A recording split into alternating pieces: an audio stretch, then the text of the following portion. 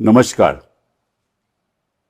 In this episode of Dil Se, we'll talk about the current global situation in the context of the Israeli-US-Iran war that has actually disturbed the entire global order, destroyed the global order in a sense. We know that as far as Iran is concerned, since the 1980s, the United States has been wanting to ensure that Iran doesn't develop nuclear weapons. This is not the first time that attempts have been made to ensure that Iran does not have nuclear weapons. For years, ever since the 90s, no American president has allowed the United States to be dragged into a war and attack Iran. But when it came to President Trump, I think he changed his mind, perhaps goaded by the Israelis, and decided to take the plunge.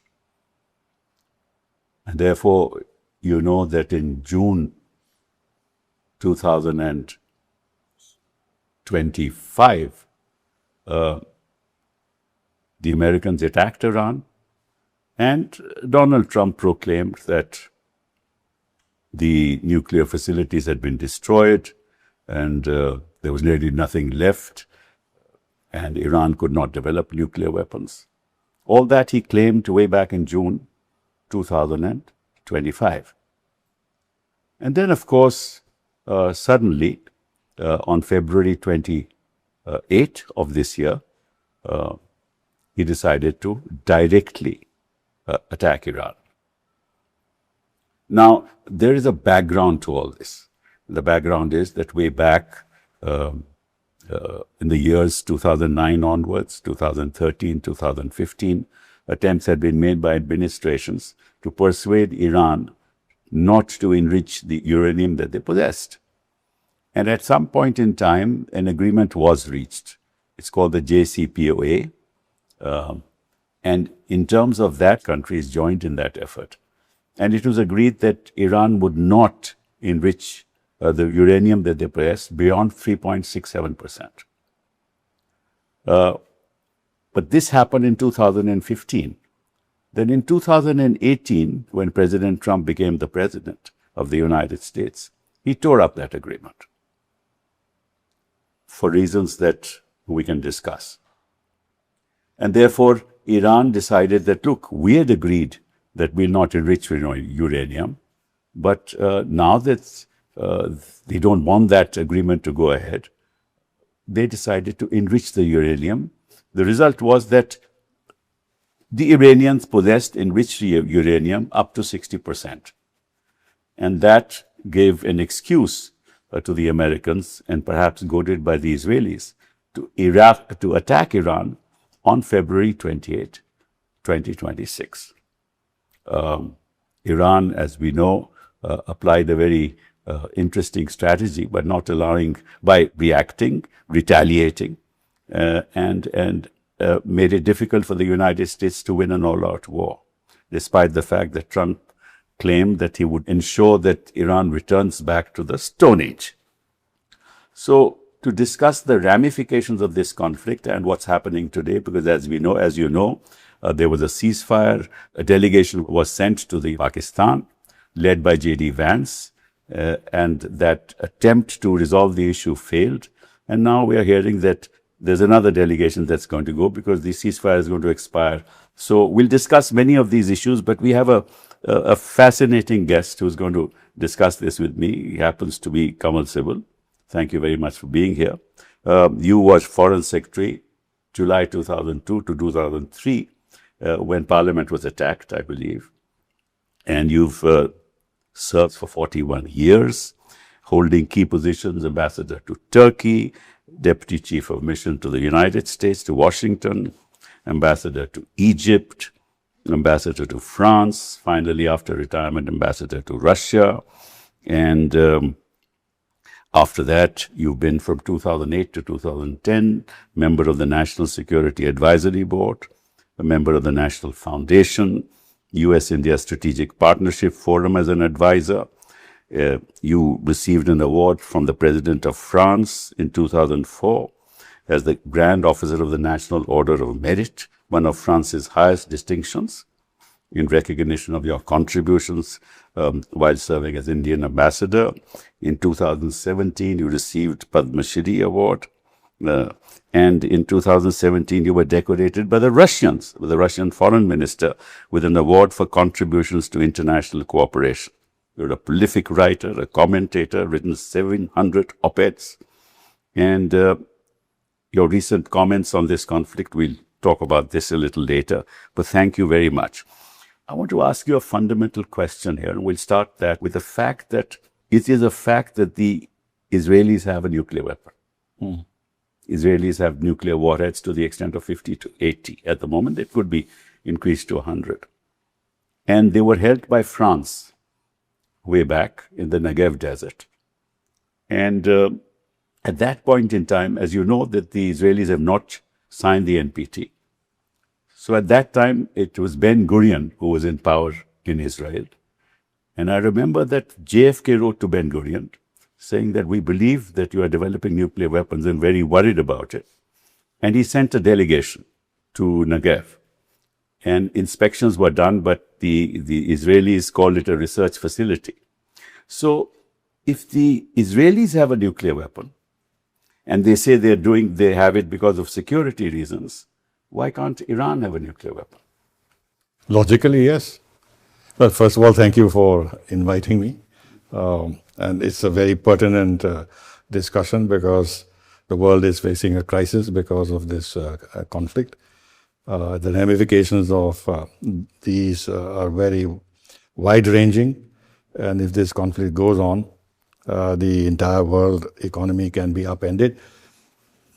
Not to mention, actually, the possibility of it developing into some kind of a third world war even. Anyway, with regard to Israel's nuclear weapon, it is an open secret that they possess it, although they have never accepted that they have nuclear weapons.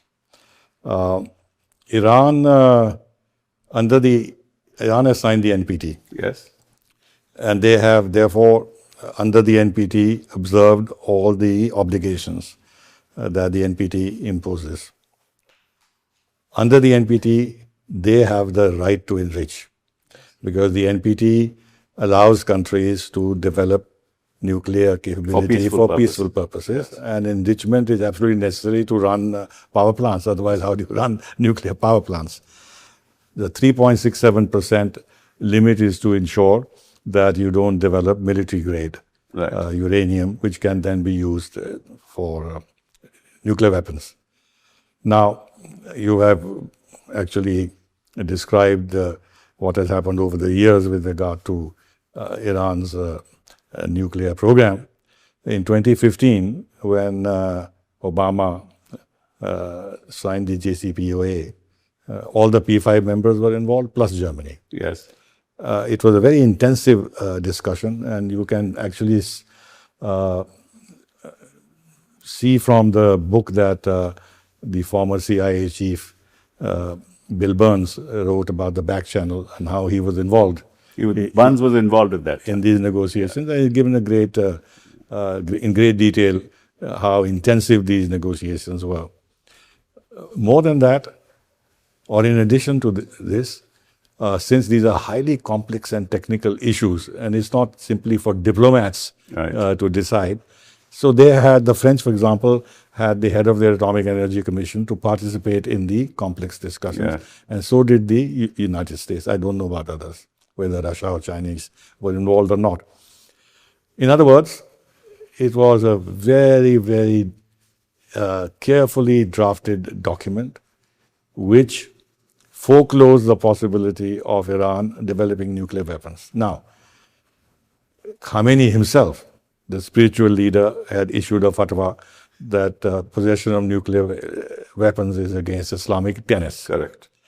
Now, as part of the JCPOA, the IAEA got extremely intrusive monitoring rights. I believe 234 times it was monitored. Exactly. And not only that, whatever the enriched uranium was in possession of Iran was handed over to the Russians. Right. At that time, if one were to read my article, because I wrote a couple of articles on this, and I said that I'm surprised at the degree to which the Iranians have agreed to compromise their sovereignty. That's right. Which they did. I genuinely believe that. India would never have accepted conditions like this. Right. Since then, all these inspections have gone on. There have been suspicions that there have been some undisclosed sites by Iran where some kind of experimentation may have gone on. The IAEA has demanded access. The Iranians had signed the additional protocol under which the IAEA gets extra inspection rights. All these were granted. And the IAEA has consistently said that there is no proof that Iran is developing a nuclear weapon, although they say that there have been suspicious activities. As against this, Netanyahu, for years, has been targeting Iran's nuclear capability and its nuclear ambitions, to the point, if you go back to his speeches at the UN, at one of them, 3-4 years ago, at the UN podium, he presented a chart which showed that Iran was about to develop nuclear weapons in 1 month time or 2 months time. That is the last stage and everything else. So this kind of narrative has been gone on for years. But he couldn't persuade any other American president to attack. Obviously. Now, the point is this kind of narrative that Iran is on the verge of developing nuclear weapons has been going on for years. That's correct. But they have never actually given any proof that Iran has developed nuclear weapons. Now, you mentioned quite rightly that after the JCPOA was repudiated by Trump, Iran and all the sanctions were reimposed. Iran began to enrich uranium to higher levels. Now, 20% is important because for all your medical purposes, you need, for medical devices and all, you need enriched uranium up to 20%. Right. So that was justified on that basis. Now, as you rightly said, they have developed about 360 kilograms, whatever the figure is, up to 60%. And there's a method in this madness that since the other side has totally reneged on an agreement. That's correct. Number one. Number two, they have reimposed sanctions, and the Europeans played a very negative role in this, because in the UN Security Council resolution which approved the JCPOA, there was a clause which said that if Iran violates this agreement, then the sanctions on which they got relief will be reimposed. Now, the Europeans went ahead recently it was called snapback sanctions, contrary to the position of Russia and China, but they couldn't veto this because this was part of the earlier resolution. I see. So they had no legal basis to veto it.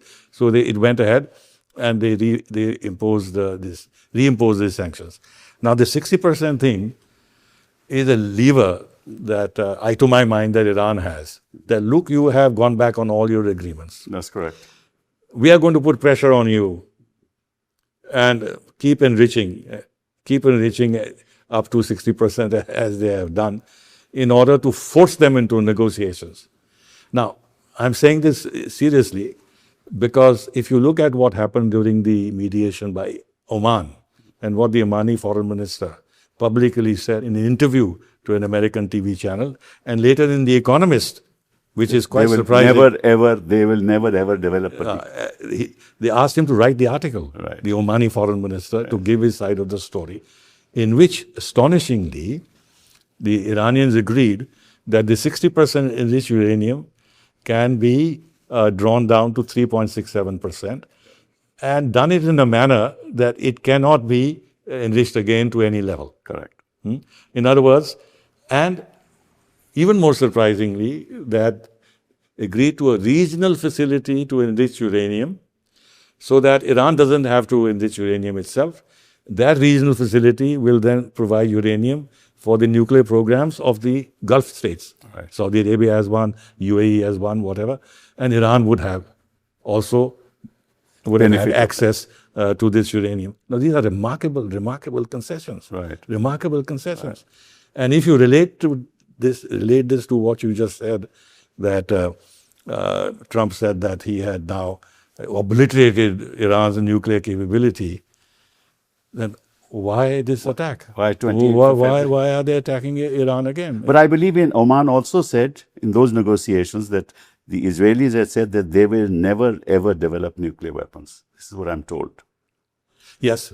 No, that of course, yes, you're right. Because this is a commitment that Khamenei had made. Right. I personally feel that Khamenei was dithering on this issue. He was in a double mind. At the end of the day, he was a responsible man. He wanted Iran for his pride and for his dignity and his national self-esteem to assert his right under the NPT, but at the same time, not develop a nuclear weapon. I've talked to Iranian diplomats, and not that what they told me I had to take as gospel truth. Well, you've been to Iran, right? I've been to Iran, but I have also met Aragchi and others. Okay. And they in fact told me, actually, we don't need nuclear weapons for our security, because if we develop nuclear weapons, then the neighboring countries will develop nuclear weapons too. Right. And how would that add to our security? To my mind, this war has been pushed by, you were a little hesitant and a little discreet about the Israeli role, but I think Netanyahu and Israel is squarely behind this. This has been his life's ambition, because maybe from a certain point of view, given the memory of the Holocaust and everything else. But nobody talks about their nuclear weapons in this entire dialogue. Nobody talks about their nuclear weapons. Exactly, because they're shielded by the Americans and the Europeans. They don't want to make this an issue. Right. So they're not under any pressure. There is absolutely no IAEA inspection of the Dimona nuclear reactor and their facilities. They've been shielded by the Americans. But from the Israeli point of view, for a moment, let's accept that they have this argument, although one can dispute it, that we are targeted by the proxies of Iran. There's Hamas and there is Hezbollah. But what about the fact what they do to the Palestinians? I was going to come to that. Yes. That therefore, and these fellows have the capacity, especially Hezbollah. They got thousands of missiles and they can wreak havoc on Israel. And Iran is behind this. It has other proxies. It used to have other proxies in Syria. And therefore, there's a mortal threat, existential threat for Israel. And if Iran acquires nuclear weapons, that Israel loses the capability of attacking Iran. Right.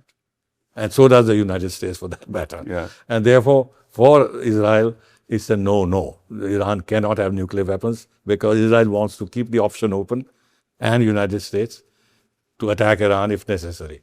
Now, but the existential threat is to Iran. Now, my argument, Kapil, is this, that let us for a moment agree that Iran has proxies and it is doing whatever it is doing to create turmoil in Israel, and a small country living constantly under threat of terror or whatever. Okay, let's accept that. But if Israel, during this period, had actually dealt with the Palestinians in a humane manner, this would not have happened. Moved towards a two-state solution, genuinely accepted their rights, then Iran would have been squarely at fault. I agree. That Israelis are behaving like decent people. They are giving the Palestinians all the rights they want. They are working steadily towards a two-state solution. But on the contrary, what have they done? Recently, 32 new settlements. 32 new settlements. Not only that, in the Oslo Accords, the agreement was that West Jerusalem would be the capital of a newly created Palestinian state. But they surrounded West Jerusalem with settlements. Yes. So physically it was not possible for it to be. And what had the Americans did, they shifted their embassy from Tel Aviv to Jerusalem. And then the settlements in the West Bank. And then, of course, the manner in which they have treated the Gazans, about 70,000 people killed. 72,000 people killed, now, yes. Therefore, in that sense, like you are a lawyer, you know that if you want justice, you have to come with clean hands. Now, if Israel wants to have justice, it has to have clean hands. It doesn't have clean hands. Right. Whether Iran doesn't have clean hands is a separate issue. Well, let's see a situation in which Iran doesn't have nuclear weapons.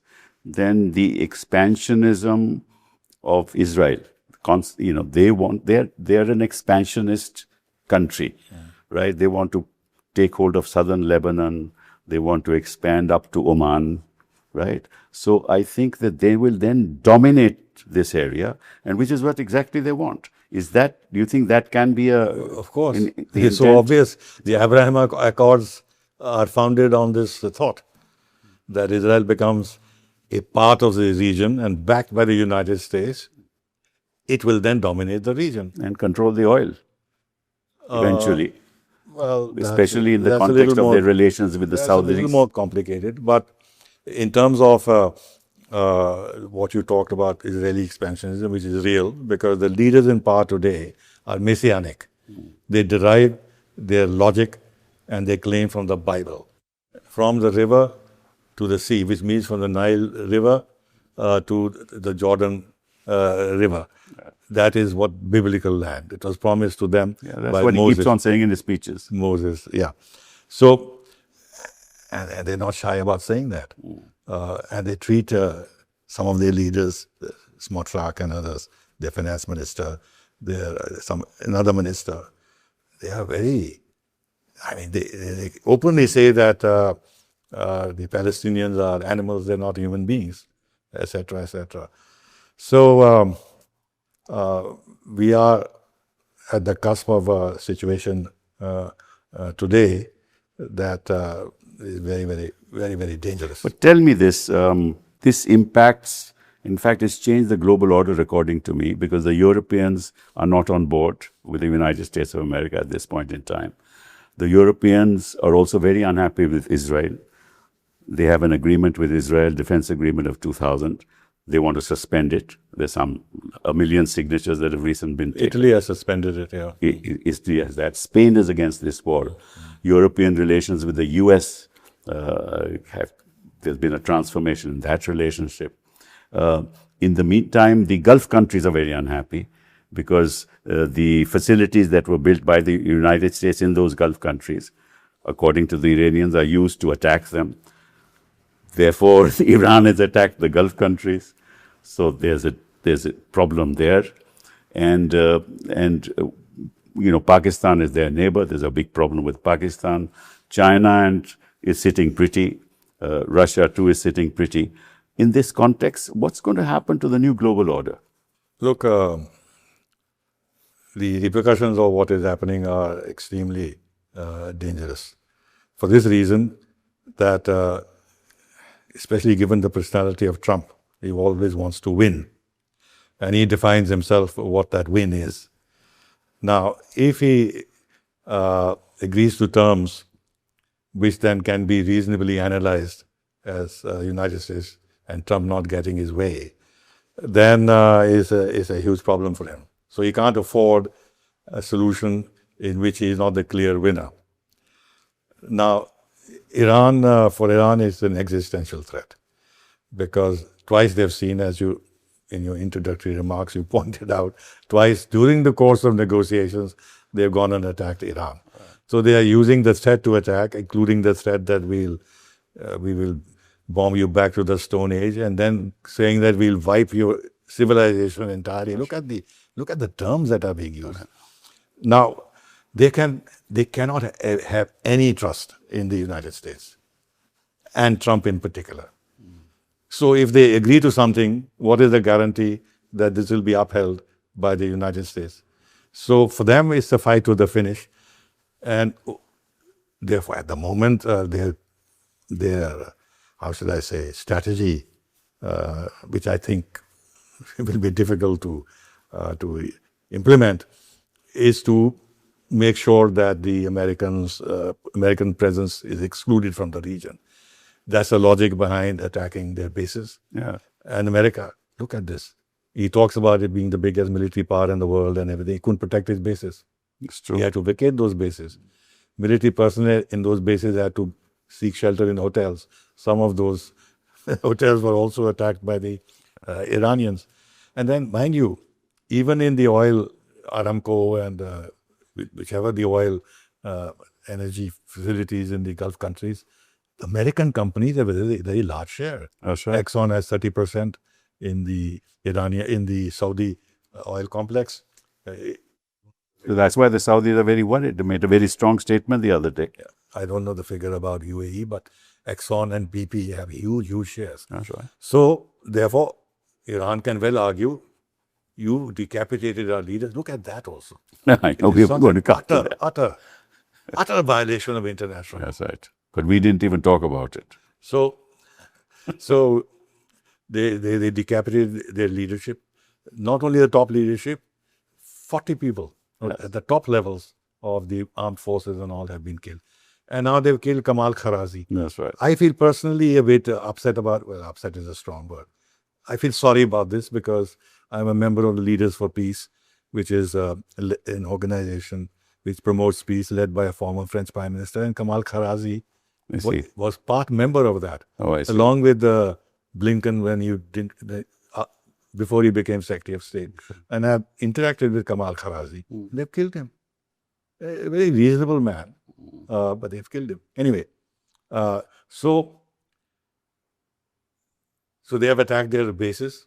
They have attacked their other economic, but they have not been able to win the war. Economic assets to make it untenable for them. And now there's a debate within the Gulf countries whether these bases were a source of security or insecurity. And they have come to realize, and more people are saying, it's a source of insecurity. Naturally, yes. And then the other grouse they have is, of course, you see the United States has limited Patriot missiles and everything else. So once the Iranians unleashed their missiles and drones, they wanted to protect Israel. So they moved many of these anti-air defense systems to protect Israel. And now the Gulf countries are saying, you've chosen Israel over us. There's another grouse that they have. But they have a problem. And from a certain point of view, it's a genuine problem. Supposing they tell the Americans, please go away. How do they become less vulnerable to Iran? Then they're accepting Iranian hegemony. I mean, they can't afford to do that. They're shedding U.S. hegemony, but accepting Iranian hegemony. They can't even do that. So they're caught in a very difficult situation. They have nowhere to go in terms of their future security. Pakistan can have this agreement with Saudi Arabia, but Pakistan is so worried that Saudi Arabia may invoke this defense agreement. So they are sort of doing somersaults to make sure that some dialogue continues in some kind of a... Recently, Shahbaz Sharif just went to Saudi Arabia. Yes. But because also they want loans and everything else. Because they are in great difficulty. So many people who think that Pakistan has stolen a march over us are actually reading the situation very, very wrongly. A couple of things. One is that Pakistan is deeply, deeply worried.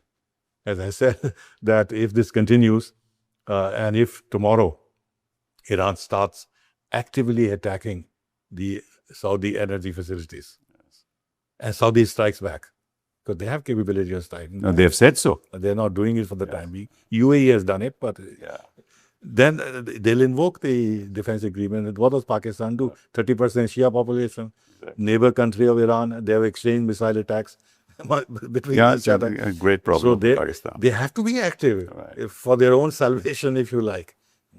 And number two, the Iranians... But they've certainly earned the goodwill of the Iranians by being active. That is certain. I'll come to that. For the Iranians, they are so mortified that they may be killed. They have to feel very secure if they travel, right? And the safest place they can go is next door. So they've gone to Pakistan. They can't go to the Gulf countries. They can't go to Europe. They can't go to Vienna. They can't go to Switzerland. So Pakistan is the obvious country. That's right. And of course, as you know, in the Muslims, it's the culture. Embrace each other, brother. But this is all show of diplomacy. Frankly, I don't think there is that much love lost between Iran and Pakistan. Though, of course, they're neighboring countries, and reality demands that they have a workable... But what about Europe and the US? This, of course, is... what about what's going to happen there? See, a couple of things. First, that the European leaders were very active in interfering in the election against Trump. People like Starmer and others actually were active on the ground in mobilizing public opinion against a Trump win. So Trump hasn't forgotten that. Number one. Number two, Trump has this belief that U.S. has provided security to Europe over the years, paid most of the cost. The Europeans have basked under this American umbrella, spent money on building their economy, established a strong economy, and started actually exporting to USA and having a large surplus. So Therefore, it must spend 5% of their GDP on defense. that is in order to make sure that they concentrate more on spending money and buying American arms rather than on their economy. That's right. Right? And also, of course, the Europeans have done a terrible mistake in cutting themselves off from Russian oil and this is part of the American game. The sanctions were imposed by Biden, so they went whole hog for that, joined entirely the strategy of the Biden administration. And then you saw Biden openly said that he's going to blow off the Nord Stream pipeline, which was done, and now they have to buy American gas. If you remember, Trump in his first term, he went to Poland, and he said, why do you have to buy Russian gas? I can supply you LNG and I can build terminals for you, etc. They've always had this mind. This is part of his baby drill. that he wants to, he knows that America doesn't have much reserves. He wants to get hold of reserves. That's why he's got Venezuela. Yeah. So, but whatever reserves, whatever they can produce now, shale and everything else, firstly, it's costly. Second, there are no reserves of the kind that others have. So he wants to sell as much as possible. So his buddies are making a lot of money. You know, this is another angle. If the oil prices go up, he makes money. He makes a lot of money. They can't supply, so he'll have to supply. He makes his supporters a lot of money. But he recently made a statement that, once we get rid of these Iranians, we take the oil fields. He said that. He's made that like in the case of Venezuela. That's right. No, but look at the cheek of the man. He says, look, Strait of Hormuz, we can jointly manage it. And we'll charge rent. We'll charge rent. We'll have tolls, then we can make a lot of money. I wonder how Iranians can deal with a man like that. If the Americans are really interested in these peace talks, I don't know what's going to happen in the second round, but at least, and that was what Pakistan said, the understanding was that the Israelis are not going to attack Lebanon. But they are continuing to attack. Yeah, because and the Americans can't sort of pull them back. Firstly, Trump personally is hugely indebted to the Jewish financiers. If you remember when he went to Tel Aviv, there was this lady, forgotten her name, an American Jewess, and who contributed $500 million to his campaign. And he recognized her in the audience. And he said, maybe I shouldn't ask you this question, but do you consider yourself an American or an Israeli? And everybody laughed and stuff like that. So he's beholden to that lobby. So his margin for maneuver is limited. But how long will it last? Because the gas prices in the US have reached $6. But I was coming to that. On one hand, the oil companies gain a lot. On the other hand, the pump prices are very sensitive in terms of food prices have gone up. Also, the secondary, tertiary effect of all that. And this is sensitive in terms of politics. Yes. And with the midterm elections, November, the election. He has to keep the oil prices. That's why they gave a waiver that you can buy Iranian oil, you can buy Russian oil. Now he's saying no more waivers and stuff like that. And this blockade that he has done. Totally confused. There's no strategy. But Kamal, this blockade he has done is going to be worse for him. Because much worse. It'll be counterproductive. But he has said that he's going to lift the blockade for China. He said that there will be no more blockade. That's when he goes to China. He said, I'm lifting the blockade for China. So the Chinese can come and go. But the blockade is lifted for all transport of non-Iranian oil. But Iranian oil will not be allowed. That's correct. So he blows hot and cold. He's totally confused. And the thing is, I don't think he has a coherent strategy. He doesn't have a coherent strategy. Now, you talked about the second round of negotiations and this and that. First of all, in my view, the fielding J.D. Vance was a big mistake. After all, beyond that is the president himself. That's correct. Now, you send a top man like that. But they also, Ghalibaf is also the number 2 in Iran. The speaker. Yeah. Now, then you have to prepare the ground at the negotiators level, so that when the top man comes, you already have the broad features of an agreement in place and only 1 or 2 sensitive issues on which you know in advance that there is scope for compromise. because you're not going to get into this situation if it's not going to work. And for Vance, with his presidential ambitions, to enter this fray and come away without success damages his prospects and his reputation. Now, if Vance has not succeeded, and this is another angle, and they send somebody else, and he succeeds, it's hugely embarrassing for Vance. True. And for his political career. No, he's going to go again. That's what they're saying. He will say that, no, he won't go. He will say, look, I mean, the other chap is smarter than him. He was able to persuade the Iranians. And Vance, despite the goodwill he had because he was against the war, didn't succeed. And now, of course, there's another controversy about the Pope in which Vance has put his foot in. And I think that's going to damage him. But on the second round, look, at the conversations, at the mediation that Oman did, Iran had, to my mind, conceded everything that was need to be conceded. Now, I can't see anything more being conceded. No, they're saying that, look, they say 20 years ban, and Iran says 5 years on the nuclear front. On the enrichment front, that 5-year ban, they say no, 20-year ban. That's what. Yeah, but that's the sticking point according to the American press. This is what the papers say. Yes. But one day, Omani negotiator, the foreign minister, publicly says that Iran had agreed to hand over its entire enriched uranium stockpile, dilute it to 3.67%, and make it unusable in terms of any highly enriched uranium prospects. And then that you can have a common facility for providing fuel for nuclear reactors for all countries, which you need enriched uranium. What more is needed? What is this 10 and 5 years? There is a view, I don't know if this is correct or not, that Trump wants to be able to say that, for me, the nuclear issue was most important. Therefore, that's what he's saying. He wants the nuclear issue to be in the forefront. Even if there is an agreement on the nuclear issue, on all issues, he wants to highlight the nuclear issue to claim that, look, I said that I am going to prevent them from acquiring nuclear weapons, and I said, I've succeeded. So he's making the nuclear issue central to this entire strategy, when actually, if you look at what has happened earlier, the nuclear issue is not the real issue. Yes, because they already conceded to it. Yeah, the real issue is what America's intentions are. Exactly. What are their intentions? And along with Israel, what they want to Exactly, do for that exactly, reason. exactly. That reason.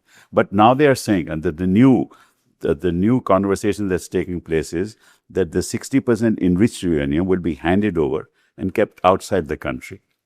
Right. This is what Vance is saying. That's what Vance is, kept outside the country. And then you can start with the 3.6%, 6-7%.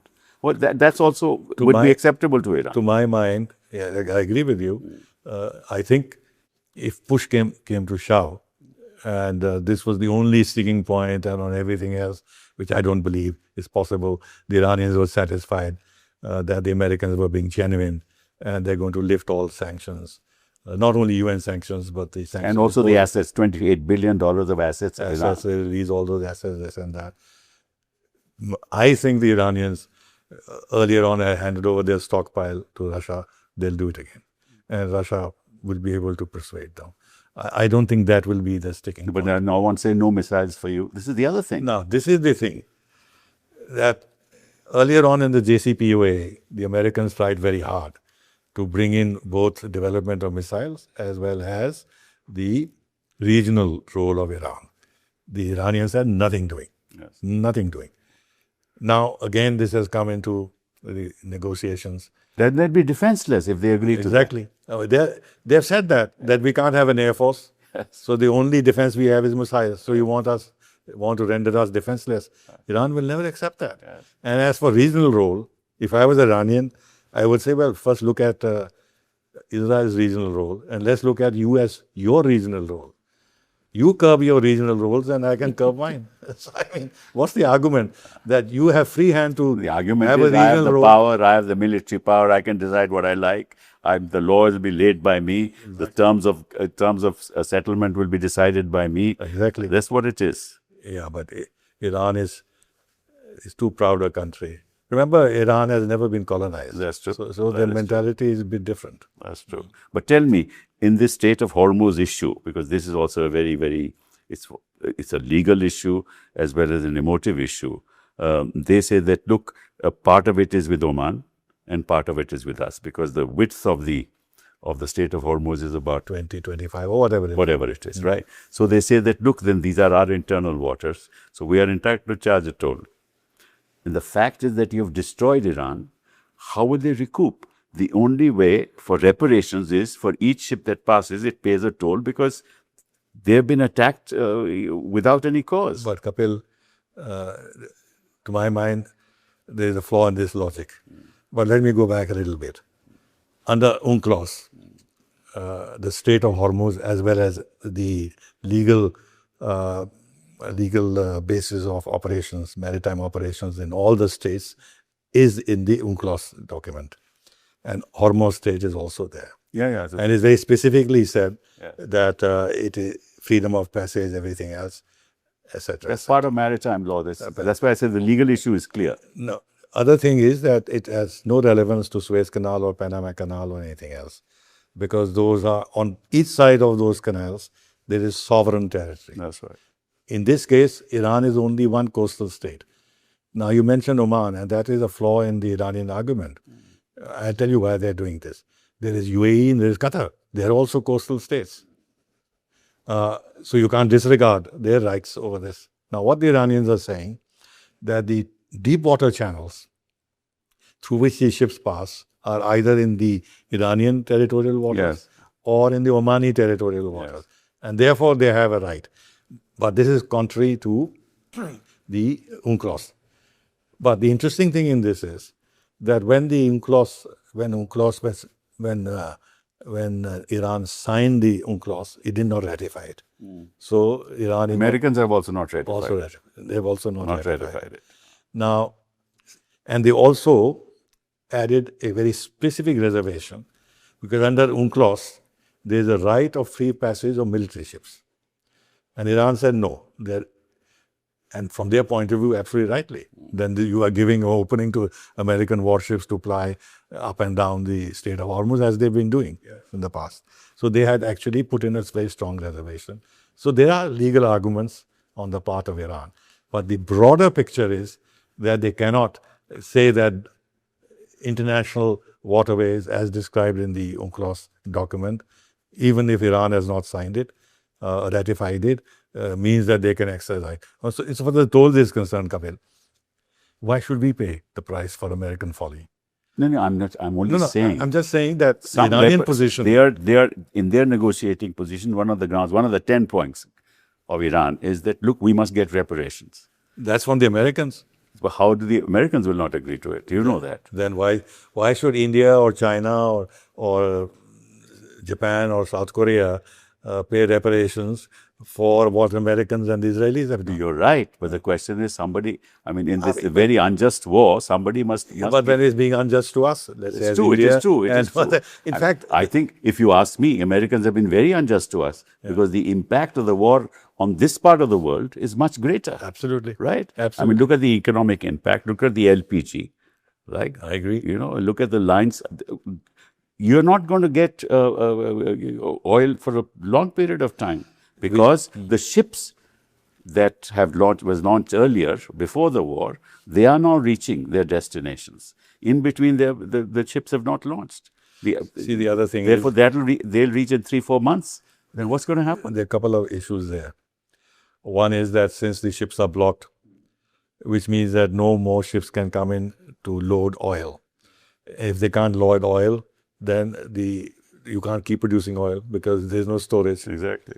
Now, and the cost of insurance, the cost of that is an additional point. That's the additional point. But the point is that in order to restart production, you have to get rid of the stocked oil also. Correct. That cannot be rid of unless the ships move. Go, so there's going to be a shortage of oil. Yes. Number two, countries have depleted their strategic stocks by 40%, 60% or whatever the figure is. Now, their first thing would be to replenish their stocks, which means that the demand for oil will go up. and there'll be a mismatch, and the price of oil will course. continue to be high. But coming back to this toll business, even China is not supporting this. India is not supporting this. Nobody will support it. But why should it? Why should they? Of course, nobody will support it. But the fact of the matter is that this is an unjust war, Yeah, and somebody has to pay the cost for it. I agree. Yeah, I agree. And But from the Iranian standpoint, there is no other way. well, one way is this, that of course it's murder for us if the price of oil remains at $100 and Iran is allowed to sell its oil. Then they'll make a lot of money. That's true. So they They also made a lot of money in between. Because the price had gone up and they were exporting, so they made money. So otherwise, they wouldn't have been. The Russians are also making a lot of money. Right. So can Iran, and some other way can be found. I don't know, the World Bank, IMF loans, ADB, whatever. Some way can be found to help Iran. I can tell you that unless the two-nation theory is accepted by the Israelis, this will never be resolved. Because the Iranians will never give up. Well, I told the Iranians once quite seriously, and people who are today negotiating, I talked to them at that time. And I said, look, you're making it very difficult for countries like India and others to support you to the hilt because of the position you are taking on Israel. You are the only one who's saying that Israel doesn't have the right The to others, exist. of course, have collaborated. The Arab countries, the Palestinians, the Arabs are not saying that. Why do you take this position? And I said, look, how old is Israel? Created in 1940. Because the Palestinians supported them at one point. True. But I said, Israel was created in 48. You are 2,000-3,000 years old civilization. Your existence doesn't depend on the existence of Israel. Therefore, if you were to modify your position, you can be opposed to what Israel is doing. But this constant refrain that... What was his response? I tell you privately. Okay.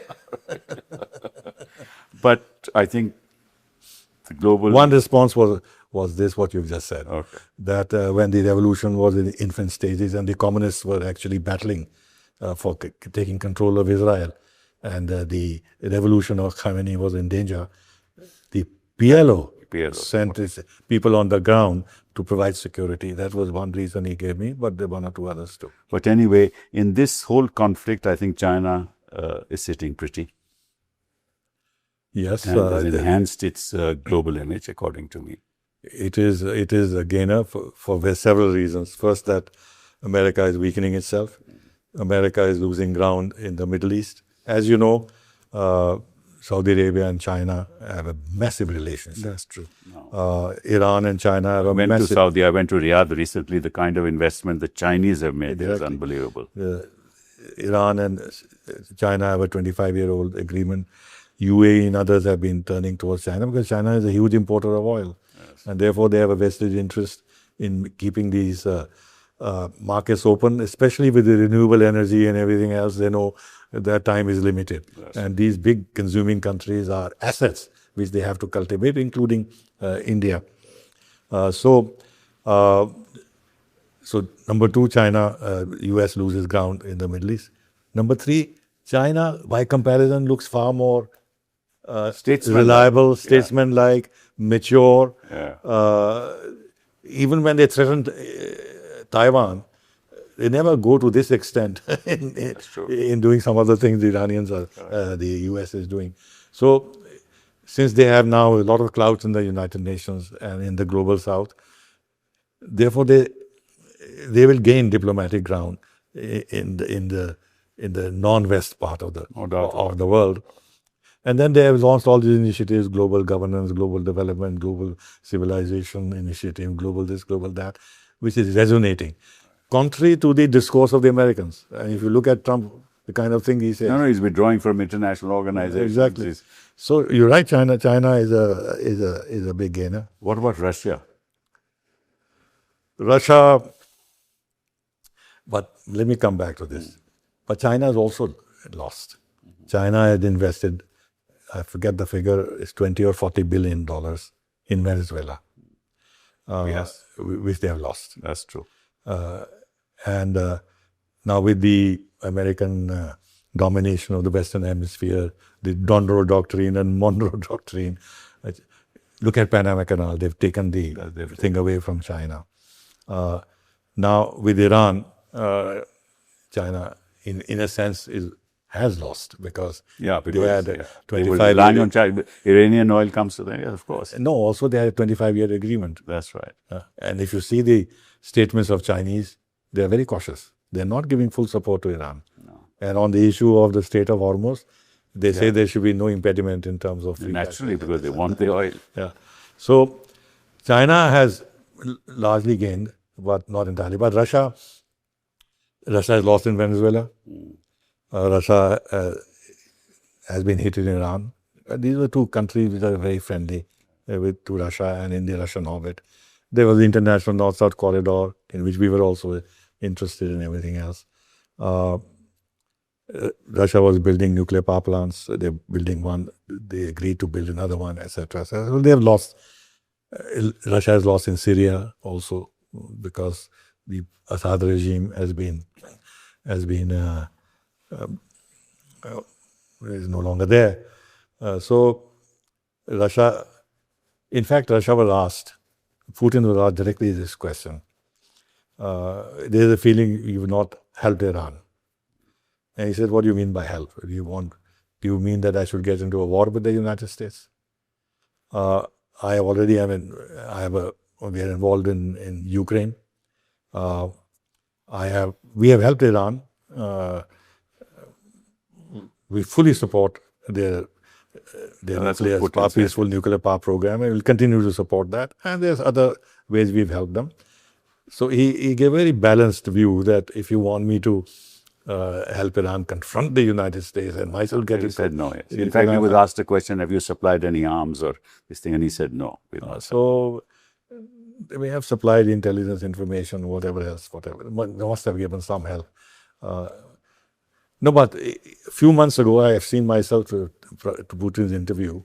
This is we mentioned this attack in June 2025. That time Putin was asked. He says, I was willing to offer them help, but the Iranians refused my offer. Okay. Because the Iranians want to be self-sufficient. But to answer your question, I think, yes, Russia too has lost, though indirectly with the oil prices up. The situation has been eased. I think the Americans have lost, lost respect to the rest of the world with the nature of their diplomacy. The Europeans have lost. The Gulf countries have lost. Iran, of course, has lost. China too has gained in prestige but lost economically. Russia has lost. And India has lost the most. So next time I meet you, we'll talk about India. But on India, I've been making the point, and I don't mind making this point again, that not that the Americans or the Israelis had India in mind, but the consequences of this for us are the most severe. That's right. China doesn't have 10 million people. Exactly. And China doesn't need remittances, which we are getting $40 billion. $36 billion. We'll be getting from this 6%, region. China, we have not so many, 90 million people in those countries. No, we have 3.67 million people in the UAE alone. Yes. So we've been hit hard because we are so highly energy dependent. 9 million, not 90. 85, 88% of energy. So, but this is the misfortune. What to do? This is our misfortune. We'll talk about that next time. Thanks. Thank you very much. Okay.